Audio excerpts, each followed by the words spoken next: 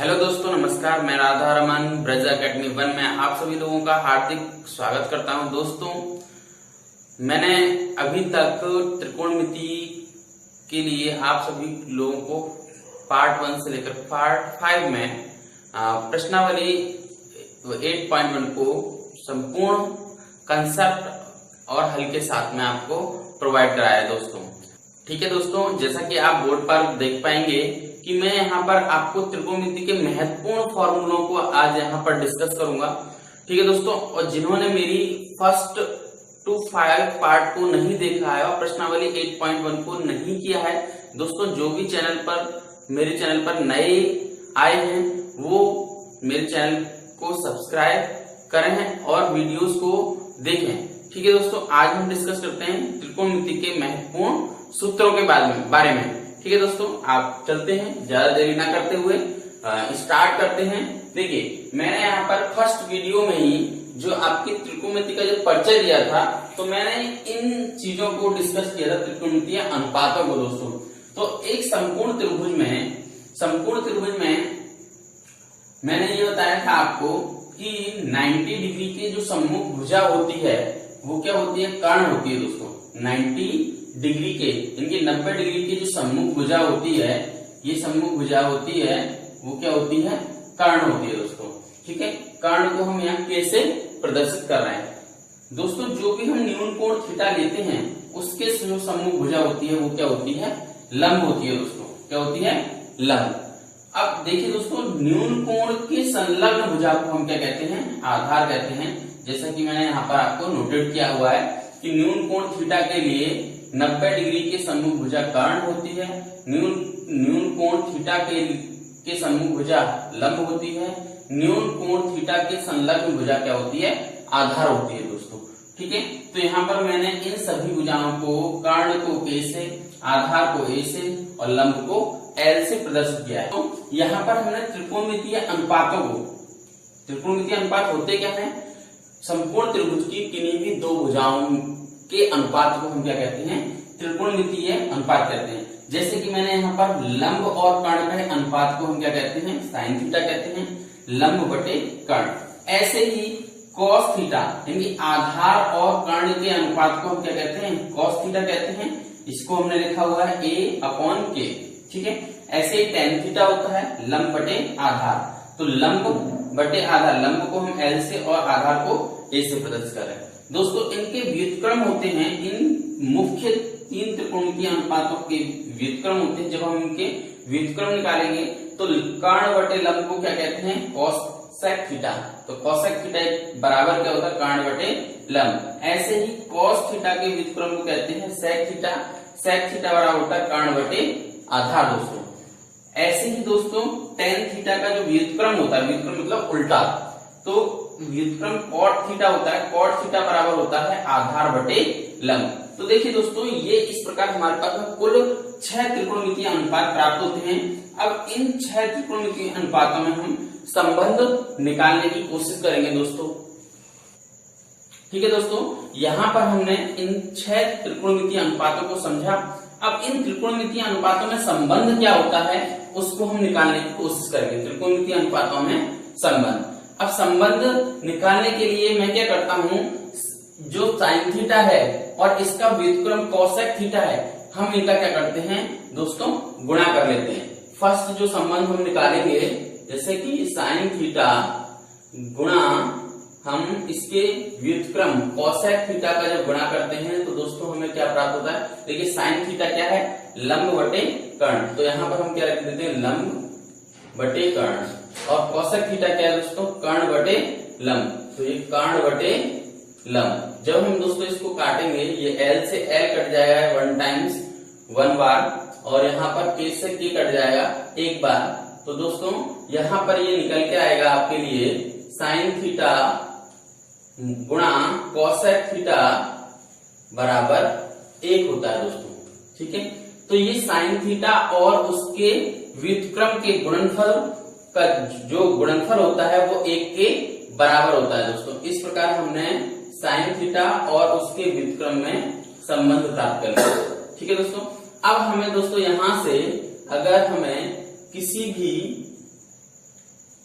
एक त्रिकोणमितीय अनुपात की वैल्यू या मान ज्ञात करना हो, जैसे कि हमें यहाँ से साइन थीटा का मान कोसेक के पदों में ज्ञात करना हो, तो क्या हो जाएगा साइन थीटा। अब ये यहाँ पर कोसेक थीटा जो है गुणा के रूप में है, तो जब हम इधर बराबर के चिन्ह के इधर ले जाएंगे तो ये किसके रूप में हो जाएगा, भाग के रूप में हो जाएगा। तो साइन थीटा इक्वल टू क्या हो जाएगा, 1 अपॉन कोसेक थीटा। दोस्तों क्या हो जाएगा, कोसेक थीटा। इस प्रकार आपको एक और सूत्र प्राप्त हुआ, साइन थीटा का मान जो है कोसेक के पदों में। ठीक है दोस्तों, ऐसे ही आपको कोसेक थीटा का मान साइन थीटा के पदों में चाहिए, तो आप अब इस बार क्या करेंगे दोस्तों, आप साइन थीटा को इधर बराबर चिन्ह के इधर ले जाएंगे, तो ये हो जाएगा दोस्तों cosec theta equals to 1 upon sine theta. ठीक है दोस्तों, तो यहां पर हमने ये जो त्रिकोणमितीय अनुपात साइन थीटा और कोसेक थीटा, साइन थीटा के व्युत्क्रम कोसेक थीटा से में संबंध से हमने इस प्रकार 3 जो सूत्र थे प्राप्त किए। ये क्या है, साइन थीटा और कोसेक थीटा, यानी साइन थीटा और के व्युत्क्रम के गुणनफल का मान क्या होता है, 1 के बराबर होता है। साइन थीटा को दोस्तों अगर हमें कोसेक के पदों में लिखना हो तो 1 अपॉन कोसेक थीटा होता है, और दोस्तों कोसेक थीटा को अगर हमें साइन थीटा के पदों में लिखना हो तो ये 1 अपॉन साइन थीटा होता है। ठीक है दोस्तों, अब हम दूसरे त्रिकोणमितीय अनुपात कॉस थीटा और उसके व्युत्क्रम सेक थीटा के संबंध के बारे में बात करते हैं। ठीक है दोस्तों, ऐसे ही हम यहाँ क्या करेंगे, कॉस थीटा गुणा इनका हम गुणनफल याद करेंगे इनटू इसका क्या हो जाएगा सेक थीटा, इसका व्युत्क्रम कॉस थीटा और इसके व्युत्क्रम का गुणनफल। ये भी क्या हो जाएगा, कॉस थीटा क्या है a अपॉन के और सेक थीटा क्या है k अपॉन a। तो दोस्तों इनको भी हम अगर a को एक बार काटते हैं और k को एक बार काटते हैं तो ये भी दोस्तों क्या हो जाएगा, कॉस थीटा गुणा सेक थीटा बराबर 1 होगा दोस्तों।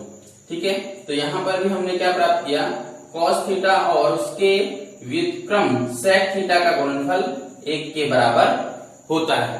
ठीक है दोस्तों, अगर हमें यहाँ पर कॉस थीटा का जो मान है सेक के पदों में ज्ञात करना है, तो दोस्तों हम सेक थीटा को इधर ले जाएंगे, तो इस प्रकार हमें क्या प्राप्त हो जाएगा, कॉस थीटा बराबर 1 बटे सेक थीटा। ठीक है दोस्तों, इस प्रकार हमें ये प्राप्त हो जाएगा कॉस थीटा का मान सेक के पदों में। ठीक है, इसी प्रकार दोस्तों आपको सेक थीटा को कॉस थीटा के पदों में ज्ञात करना है, तो यहां से हो जाएगा सेक थीटा बराबर 1 upon cos theta, 1 upon cos theta. तो दोस्तों इस प्रकार हमने ये त्रिकोणमितीय अनुपातों में साइन थीटा और उसके व्युत्क्रम कोसेक थीटा और दूसरा है दोस्तों कॉस थीटा और उसके व्युत्क्रम सेक थीटा में संबंध प्राप्त किया दोस्तों। ठीक है दोस्तों, तो ये दोस्तों आपके लिए बहुत ही महत्वपूर्ण फॉर्मूले हैं जो आपको त्रिकोणमिति को आसान बनाएंगे दोस्तों। आगे की जो प्रश्नावली आने वाली है इन्हीं फॉर्मूलों के आधार पर है दोस्तों। बड़े ही ध्यान से इन फॉर्मूलों को आपको देखना है और समझना और याद भी करना है दोस्तों। जैसे जैसे आप त्रिकोणमिति को करते जाएंगे मेरे साथ में, तो ये फॉर्मूले आपको बहुत ही आसान तरीके से याद हो जाएंगे दोस्तों। ठीक है, अब हम बात करते हैं नेक्स्ट त्रिकोणमितीय अनुपात tan थीटा और cos थीटा की। ठीक है दोस्तों, अब यहाँ पर हम नेक्स्ट जो त्रिकोणमितीय अनुपात है tan थीटा और उसका व्युत्क्रम cos थीटा की बात कर लेते हैं। तो देखिए यहाँ पर हमने tan थीटा गुणा उसके व्युत्क्रम cos थीटा का गुणा किया तो हम क्या प्राप्त करते हैं, इसको भी हम इस तरीके से लिख पाएंगे L upon A into A upon L।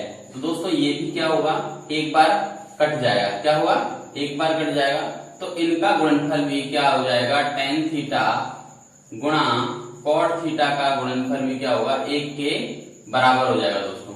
ठीक है दोस्तों, और मुझे उम्मीद है आप लोग इस वीडियो को लास्ट तक देखेंगे और हर एक फॉर्मूले को बारीकी से समझेंगे दोस्तों। ठीक है, अगर आपको त्रिकोणमिति है मैं आसान तरीके से करना है दोस्तों, आसान बनाना है अपने लिए त्रिकोणमितीय क्वेश्चनों को, समस्याओं को सॉल्व करने के लिए आपको इन फॉर्मूलों को बड़े ही ध्यान से समझना पड़ेगा और याद भी करना है दोस्तों, ठीक है। तो ये tan थीटा और cot थीटा बराबर 1 आ गया। अगर हमें यहाँ से tan थीटा का मान ज्ञात करना हो तो tan थीटा का मान cot के पदों में ज्ञात करना हो तो ये हो जाएगा दोस्तों 1/cot थीटा, 1/cot थीटा हो जाएगा। क्या हो जाएगा? 1/cot theta. इस प्रकार हम tan थीटा का मान cot के पदों में ज्ञात कर पाएंगे, ठीक है दोस्तों। ऐसे ही अगर हमें cot थीटा का मान tan के पदों में चाहिए तो cot थीटा बराबर होता है 1/tan थीटा, ठीक है दोस्तों।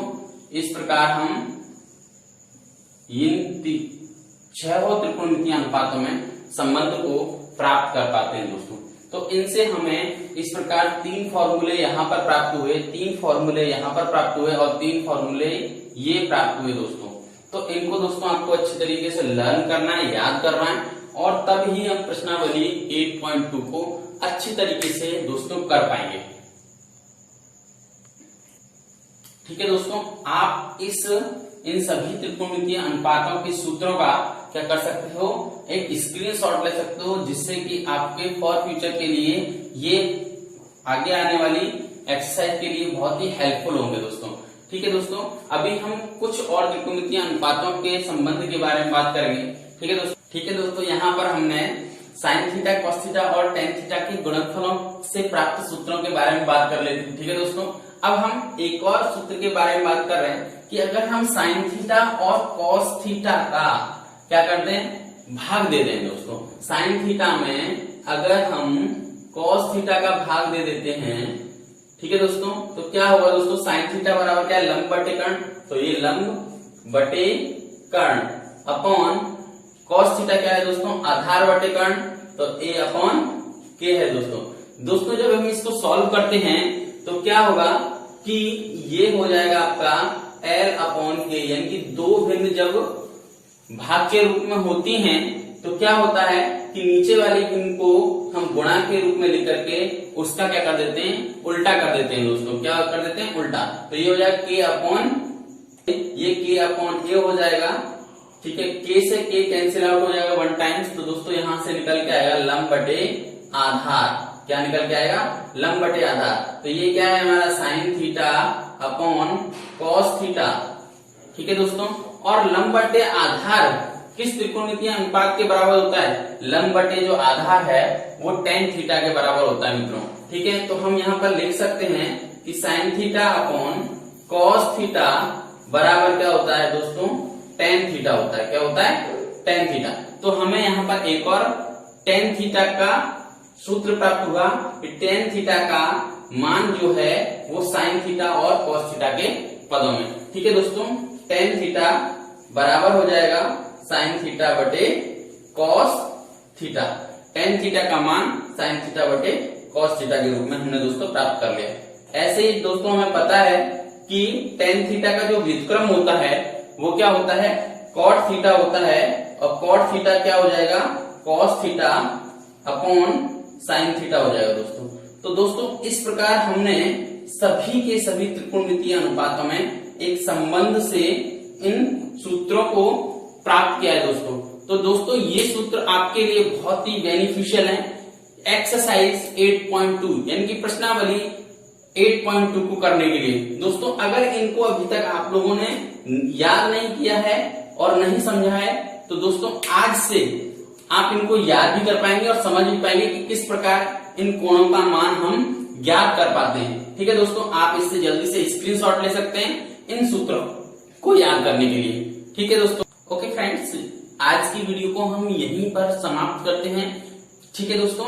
इन त्रिकोणमितीय सूत्रों को आपको अच्छी तरीके से याद करना है जो कि प्रश्नावली 8.2 के लिए बहुत ही महत्वपूर्ण रहेंगे दोस्तों। और दोस्तों चैनल पर आप नए हो तो मेरे चैनल को लाइक, शेयर और सब्सक्राइब करना ना भूलें दोस्तों। आपका सपोर्ट ही हम लोगों के उत्साह को और बढ़ाता है वीडियोस बनाने के लिए। इसलिए आप लोग चैनल पर नए हो तो चैनल को लाइक, सब्सक्राइब और शेयर करना ना भूलें दोस्तों। Thank you for watching this video.